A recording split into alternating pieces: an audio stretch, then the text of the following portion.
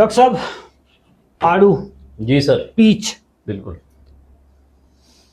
आज का सीजन है। बिल्कुल। शुगर के पेशेंट हमारे जो ग्रुप्स में 90 डेज के जो चैलेंज में होते हैं, या इवन जो बी फिट के जो हमारे मोटापे के प्रोग्राम हैं उसमें भी बहुत लोग पूछते हैं कि जी आड़ू खा सकते हैं?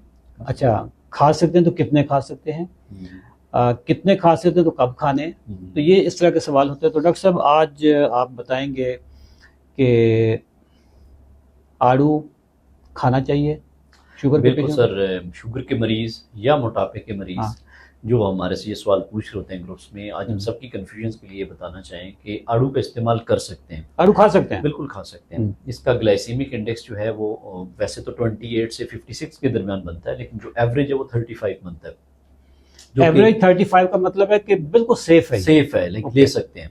इसके अलावा इसका जो ग्लाइसेमिक लोड है वो अराउंड 3 से 4 के दरमियान है, जो कि बिल्कुल सेफ है। बिल्कुल सेफ है। 5 से कम हो और इजीली ले सकते हैं।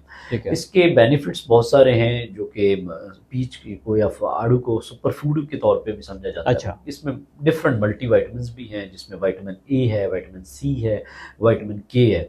विटामिन ए हमारी आंखों की सेहत के लिए बहुत ज़रूरी है, विटामिन सी स्किन के लिए और इम्यूनिटी के लिए बहुत बेनिफिट्स हैं। और इसके अलावा विटामिन के जो जख्म वगैरह होते हैं उसको हील करने में उसका बहुत अच्छा रोल है। तो इसके अलावा इसमें कुछ ट्रेस एलिमेंट्स भी हैं, जिसमें आयरन है, इसमें पोटाशियम है, इसमें एंटीऑक्सीडेंट्स हैं जो बॉडी को मुख्तलिफ सोजिश को कम करने में हेल्प करते हैं। और इसके अलावा कैंसर सेल्स के अगेंस्ट लड़ने में भी हेल्प करते हैं। आड़ू का उस कैंसर सेल्स की ग्रोथ को कम करने में भी हेल्प करता है। इसके अलावा डाइजेशन, जो हाजमे में भी ये इवन बहुत सारी चाइनीज मेडिसिन में यूज होता है आड़ू, उसमें भी इसका डाइजेशन का बहुत अच्छा रोल है। नाजरीन, अगर आप शुगर पेशेंट हैं या शुगर पेशेंट नहीं भी हैं तो आड़ू आप खा सकते हैं। जब भी आपको क्रेविंग हो या बिला वजह की वो जो भूख होती है वो वक्त अगर आ जाए तो आप एक आड़ू खा सकते हैं। बिल्कुल। डॉक्टर साहब, एक खाना है या दो खाने?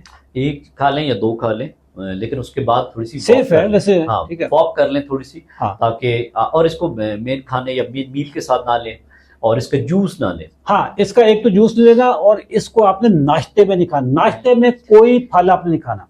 अच्छा डॉक्टर साहब, वो डॉक्टर महबूब ने एक वीडियो हमारे साथ बनाई। डॉक्टर महबूब साहब हज पे गए हुए, उन्होंने कहा कि जी नाश्ते में फ्रूट नहीं खाना।